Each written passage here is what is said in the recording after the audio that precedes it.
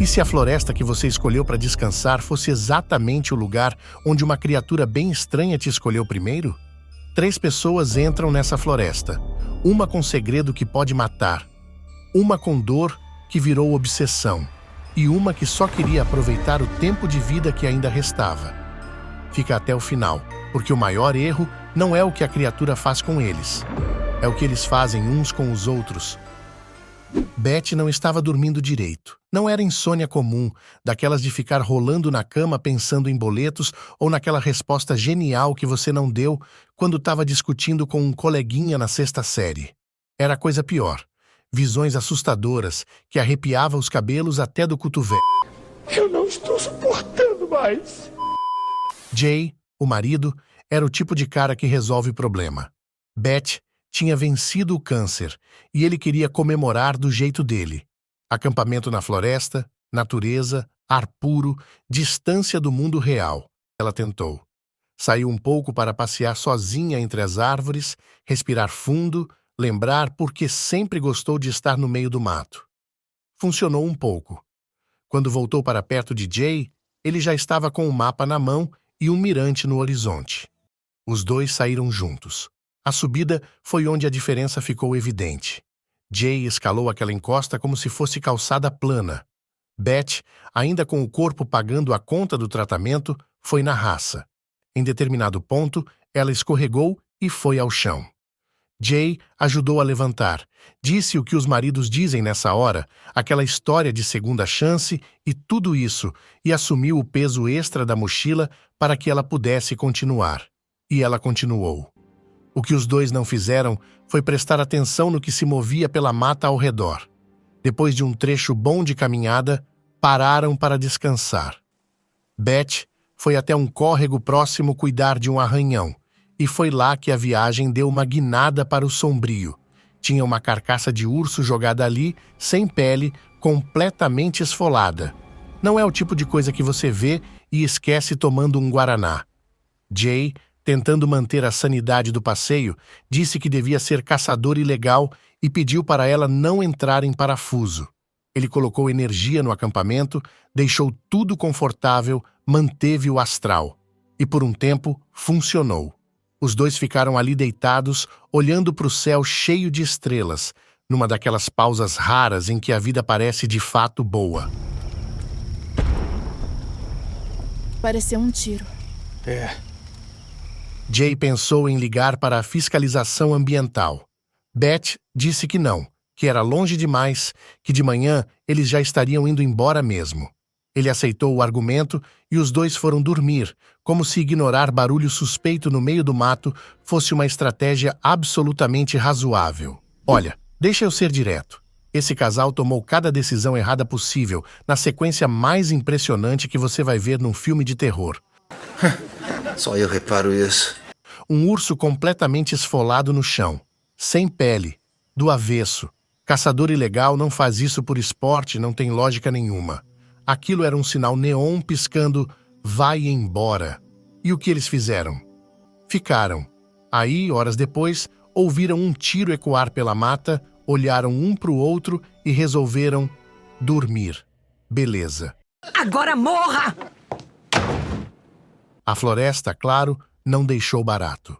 De madrugada, sons estranhos começaram a vazar pelo meio das árvores. Beth continuava no sono, mas o sono dela não era lá grande coisa. Garras gigantes atacando alguém, imagens violentas, aquele mesmo pesadelo de sempre, só que piorado. E enquanto ela revirava na cama, do lado de fora da barraca, Beth acordou em pânico. Ouviu os barulhos, saiu da barraca para checar e percebeu que Jay tinha sumido. Nada de Jay por perto. Ela pegou a lanterna e foi atrás, entrando cada vez mais fundo naquela escuridão, que é exatamente o que qualquer pessoa inteligente não faria, mas tudo bem. Ela escorregou e caiu. Colocou a mão no chão para se levantar e sentiu algo grudento, espesso. Apontou a lanterna para o chão e viu um rastro de líquido escuro, quase como pegadas, mas feitas de sangue.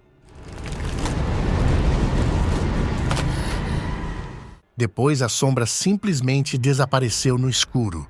Jay apareceu logo em seguida, dizendo que tinha se afastado um pouco. Beth despejou tudo o que tinha visto. Ele foi checar, achou um fragmento estranho no chão, algo que não dava para identificar de cara, e os dois voltaram para o acampamento para tentar entender a situação. Não tinha mais acampamento. A barraca estava destruída, rasgada, jogada pelo chão. Os celulares, inutilizados. Alguma coisa passou por ali com raiva e intenção. A floresta reagiu em seguida.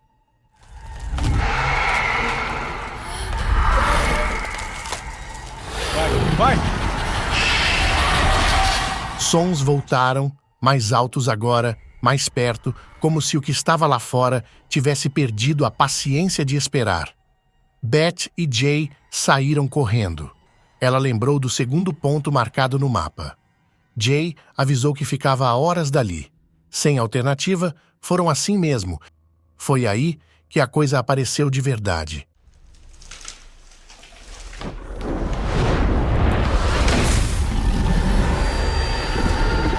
Corre! Uma fumaça escura, densa, girando de um jeito que fumaça não gira. Não era gente. Não era bicho comum. Os dois saíram disparados. No meio da corrida, Jay bateu num tronco e levou um tombo feio. Beth não deixou ele parar. Segurou, puxou e os dois continuaram em movimento, porque parar ali, naquele momento, não era uma opção que terminava bem.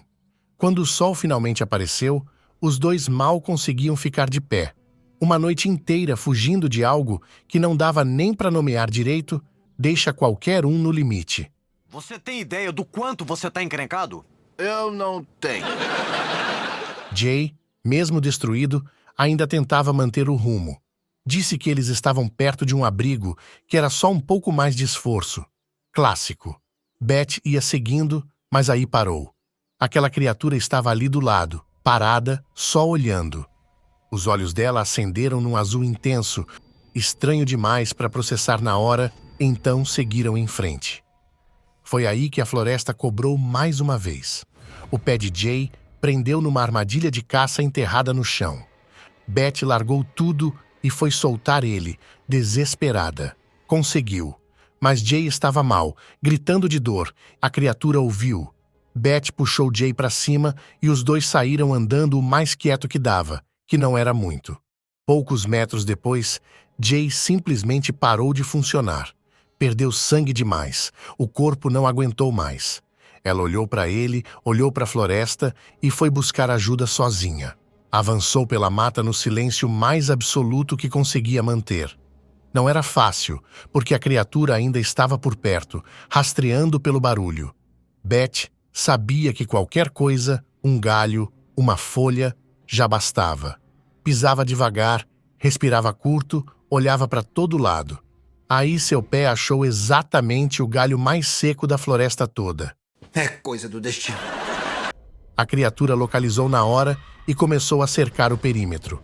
Beth saiu correndo. Ela tropeçou numa área abandonada, velha, com estruturas apodrecendo por todo lado. Tinha um poço grande no centro, mas o que tirou o chão debaixo dela foi outra coisa. Nas paredes ao redor, peles humanas penduradas, esticadas, moldadas como máscaras, algumas posicionadas de um jeito que pareciam encarar quem chegasse. A criatura colecionava, e o acervo era considerável. Antes que o pânico virasse paralisia, alguém a puxou por trás e tapou a boca. Um homem. Fez sinal para ela ficar quieta. Lá em cima, a criatura caminhava sobre as estruturas e um líquido escuro pingava pelo teto improvisado. O homem a levou até um esconderijo camuflado no meio daquela ruína toda. Eles não estavam sozinhos naquele pesadelo. O homem se apresentou como Quinn.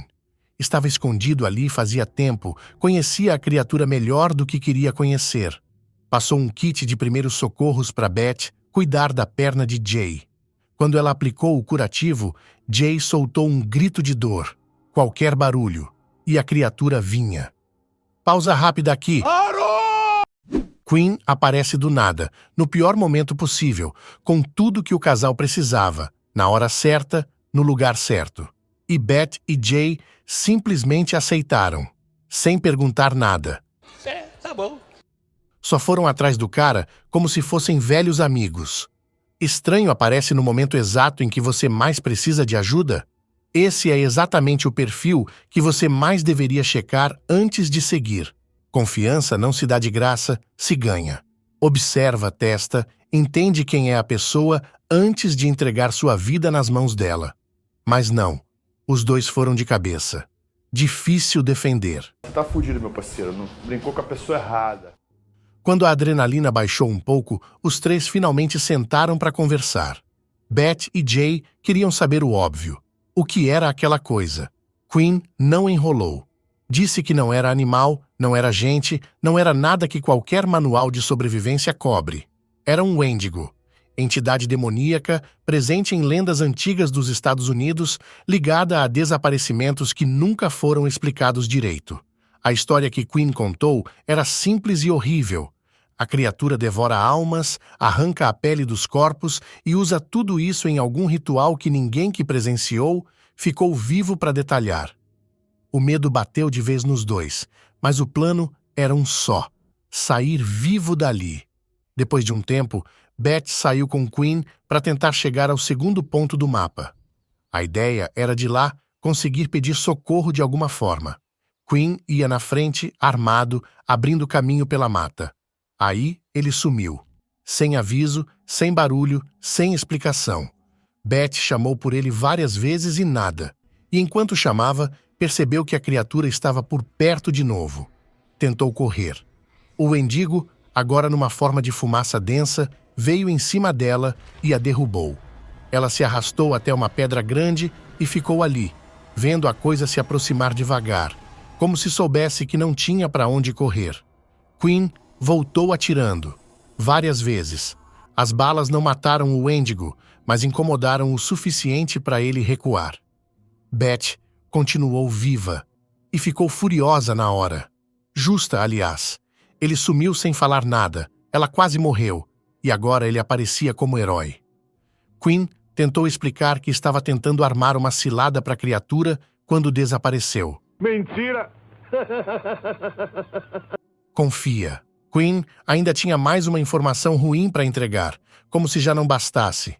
As balas funcionam, mas só para atrasar a criatura, não para matar. O único jeito de acabar com o Wendigo de vez é cortando a garganta dele. Simples assim. Mesmo com aquela notícia pesando, Beth topou continuar a busca pelo segundo esconderijo. Quando chegaram de volta ao abrigo, o estado de Jay tinha piorado. O ferimento dava sinais de infecção. Sem tratamento de verdade, ele não ia durar muito. Quinn entendeu a situação, mas não abriu mão da posição. Sair sem a criatura morta era assinar o atestado de óbito dos três. Ele olhou para Beth e disse claramente que eles não iam a lugar nenhum enquanto o Wendigo ainda estivesse vivo. Aquilo partiu Beth por dentro. Aí Quinn fez uma pergunta que saiu do nada: se ela tinha tido visões. Beth ficou na defensiva, mas ele explicou. O Wendigo não age só no físico. Ele vai atrás de quem está enfraquecido, seja por doença, seja por fragilidade mental. Provavelmente porque são mais fracas.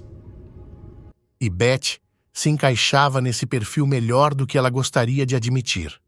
Ela acabou contando. O câncer tinha voltado. Tinha feito os exames, tinha visto o resultado e não contou para Jay.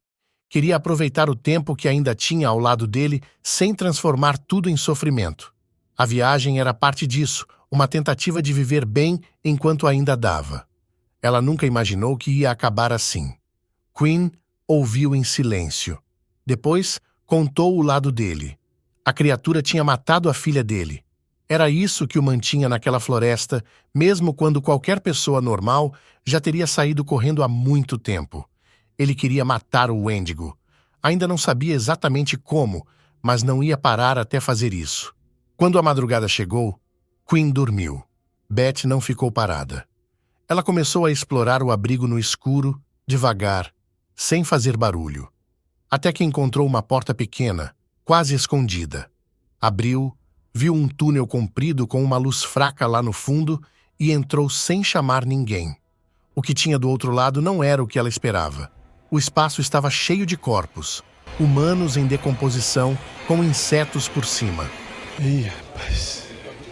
A cena era tão pesada que ela quase não se sustentou. Saiu correndo de volta. Quinn estava acordado quando ela voltou e estava com raiva.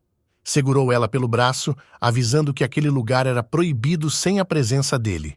Beth não ficou quieta, jogou na cara dele os corpos que tinha visto e o chamou de assassino.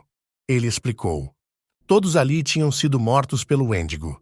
Quinn recolheu os corpos para usar como isca para atrair a criatura quando chegasse a hora. Cada detalhe daquele plano, por mais pesado que fosse, tinha um motivo. Aí ele completou. Quando Jay não resistisse mais, o corpo dele ia entrar nesse plano também. Beth travou. Depois disse não. Pediu para Quinn usar ela no lugar. Explicou que o câncer não tinha volta dessa vez, que os dias dela já estavam contados de qualquer jeito. Se ela pudesse trocar isso pela vida de Jay, valia. Deixa eu ser honesto aqui. Quinn me parece suspeito desde o começo. Para Beth, ele era um aliado. Para mim, era um sinal de alerta andando em duas pernas. Cara que guarda cadáveres em túnel secreto e usa gente morta como isca não é exatamente o tipo que você quer como único apoio numa floresta habitada por demônio. Realmente. E o erro de Beth foi exatamente esse. Quando descobriu o que ele fazia com os corpos, jogou tudo na cara dele na hora. Confronto emocional, porta aberta, tensão no ar. Sendo que Quinn era, naquele momento, a única razão pela qual ela e Jay ainda respiravam.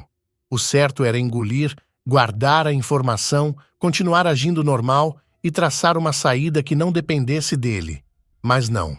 O confronto mal controlado acabou empurrando ela direto para a posição de isca voluntária. Que situação! Só eu reparo isso. Quinn topou o plano, sem cerimônia. Começou a preparar as armas, enquanto Beth aproveitou para ir até Jay pela última vez. Ele continuava sem consciência. Ela ficou ali por um tempo, segurando a emoção, e pegou sem fazer barulho aquele objeto pequeno que Jay tinha encontrado perto do acampamento antes. Quinn ia com a arma na mão. Beth na frente, abrindo o caminho. A tensão era total. Qualquer barulho podia ser a criatura e qualquer direção podia ser a errada. Antes de avançarem muito, Quinn deu um aviso importante.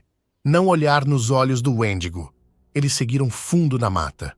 Os sons voltaram, aquele tipo de barulho que você sente antes de ouvir de verdade.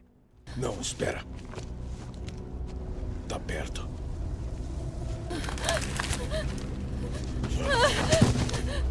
Aí o som mudou. Virou voz.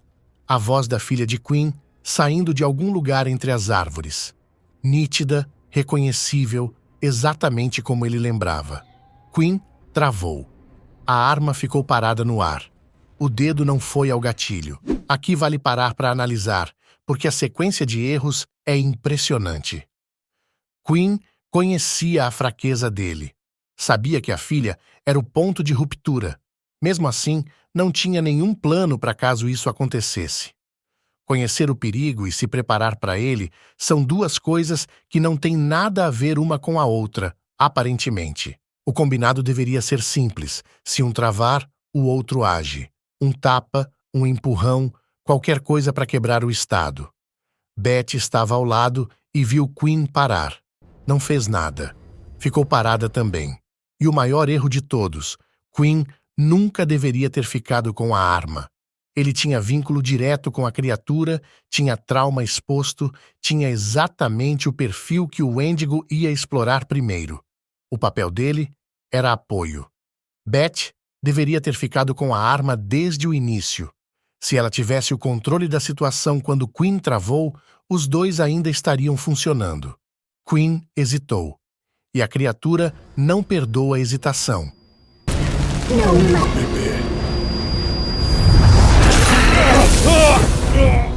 Beth também levou. Caiu no chão ferida, tentando se colocar de pé enquanto o caos se espalhava ao redor. Depois de um tempo que pareceu muito mais longo do que foi, a criatura foi embora. Quinn conseguiu se arrastar até uma área com pedras e Beth chegou até ele. Ela entendeu o que tinha acontecido. A voz da filha não era coincidência, era estratégia. A criatura sabia exatamente onde apertar. Beth disse que tinham que sair da floresta, direto, sem voltar. Quinn disse não. Enquanto a criatura estivesse viva, ele não ia embora. Ponto final. Só que aí Quinn passou de aliado duvidoso para ameaça real. Ele agarrou Beth e começou a arrastá-la à força por uma área aberta. O plano dele mudou. Ela ia ser a isca. Levou ela até uma estrutura com forca montada e mandou ela subir. É aqui que você traz eles? Sobe no tronco. E coloca a corda no pescoço.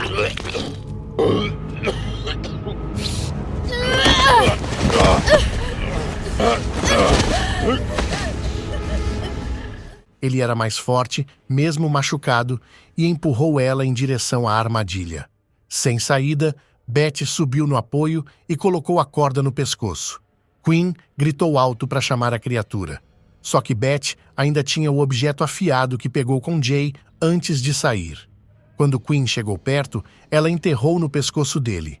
Quinn foi ao chão, se torcendo, e os gritos dele ecoaram pela floresta inteira, chamando a criatura de vez. Beth estava pendurada, sufocando, enquanto Quinn desmaiava no chão.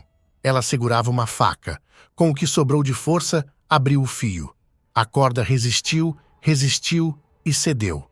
Beth caiu pesado no chão, quase apagada, mal conseguindo respirar. Quinn não teve o mesmo final. A criatura voltou para ele.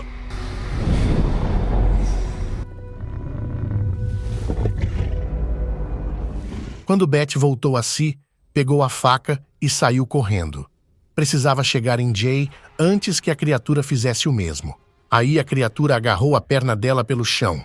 Na forma de fumaça densa, não tinha como se soltar direito. O Wendigo arrastou ela de volta até a área destruída, e quando Beth conseguiu olhar para a parede, o corpo de Quinn já estava lá, esfolado. Antes que desse tempo de reagir, a criatura jogou Beth dentro de um poço fundo. A queda foi feia, vários pontos de impacto, escuro total. Quando ela abriu os olhos de novo, estava no fundo, perto de uma estrutura grande em formato de cubo. As paredes ao redor tinham símbolos entalhados, marcas que não eram decoração. Eram registros de rituais, sacrifícios em série, um histórico gravado na pedra. Espalhados pelo chão, ossos humanos de gente que passou pelo mesmo caminho antes dela. Beth estava no fundo do poço, destruída, mas ainda segurando a faca, ainda respirando, ainda tentando. Ela vasculhou as paredes e achou uma passagem estreita. Saída. Foi em direção a ela e o Wendigo apareceu do nada e jogou ela de volta para a câmara. Ela tentou de novo. Mesma coisa. A criatura não estava tentando matá-la ali, estava guardando ela, como quem reserva o prato para comer com calma.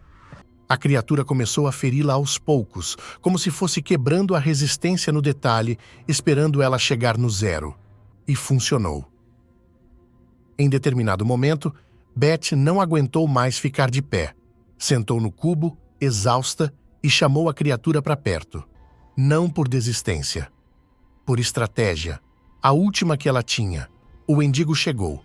A fumaça densa tomou o espaço, e a forma sombria foi se revelando devagar, enorme, com aquelas garras que você já sabe o que fazem. A criatura começou a circular Beth como se executasse algum tipo de sequência ritualística, e algo dentro do corpo dela reagiu, uma sensação estranha, como se algo estivesse sendo preparado. Aí a criatura segurou o rosto dela e começou a enfiar algo pela boca, um ritual de transformação, de consumo, alguma coisa que Beth não conseguia nomear, mas sabia que precisava parar.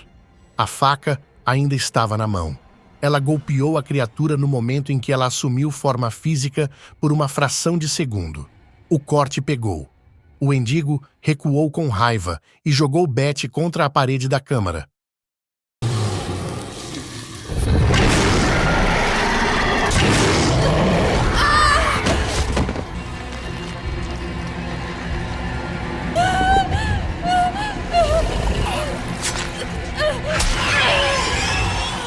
Beth não perdeu tempo. Passou a faca na garganta da criatura com tudo. O corpo foi se dissolvendo até virar um líquido escuro no chão. Um parasita em forma de larva começou a rastejar em direção a ela. Pequeno, mas com intenção clara. Provavelmente o Wendigo tentando uma última transferência, uma saída antes do fim. Beth colocou o pé em cima e pressionou até acabar. Dessa vez, acabou de vez. Antes de fechar o capítulo da criatura, vale apontar o erro que Beth cometeu ali, porque é daqueles que dói ver.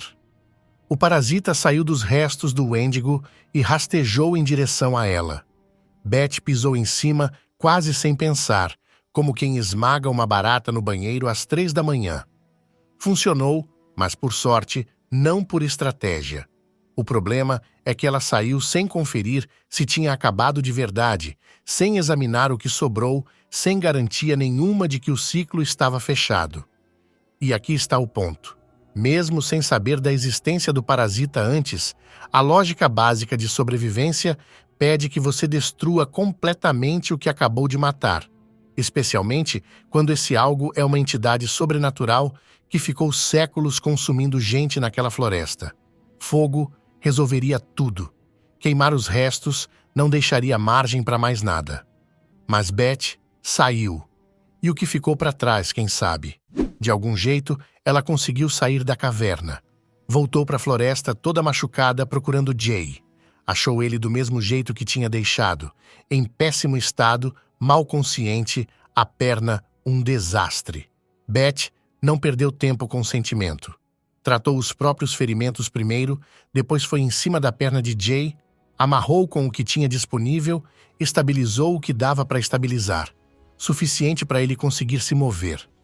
Ela não contou para ele o que aconteceu. Não era a hora. Quando o sol apareceu, os dois seguiram em frente, sem olhar para trás. E o filme termina ali,